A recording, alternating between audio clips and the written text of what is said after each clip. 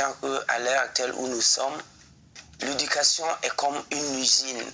Le système éducatif devait être comme Boeing, comme Samsung, comme Apple, comme Microsoft. Microsoft ne s'est pas limité à Windows 98.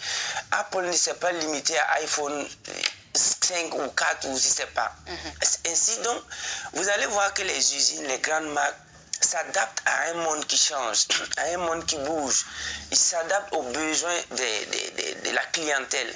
Malheureusement, nous avons des systèmes éducatifs, plus précisément en Afrique, et pour ne pas tergiverser au Burkina Faso, qui est resté vraiment dans des stratégies empiriques, coloniales, sans s'être adapté aux besoins du monde, en produisant des produits que j'appelle élèves et étudiants, qui ne seront jamais consommés par le client qui est appelé le monde.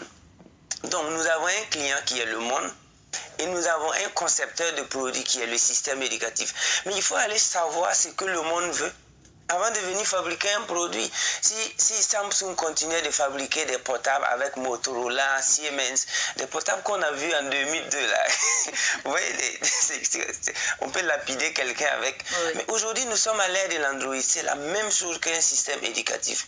Et c'est pourquoi ce livre va aller se déconnecter vraiment du système qui refuse d'avancer et vous permettre d'avancer vous-même. Parce que de toutes les façons, la seule vie qu'il faut protéger de prime abord, c'est ta vie. Et lorsque tu aimes ta vie, tu vas aimer la vie des autres.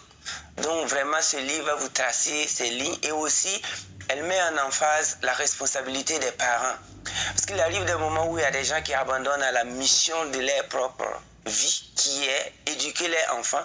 Et ils considèrent l'enfant au système encore. Et ils croisent les bras, ils critiquent le système.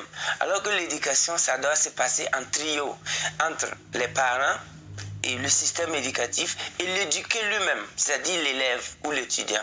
Donc, vous allez voir aussi comment nous décryptons comment chaque parent peut jouer un rôle capital, substantiel dans l'éducation de ses enfants. On a aussi abordé le cas aussi des religions.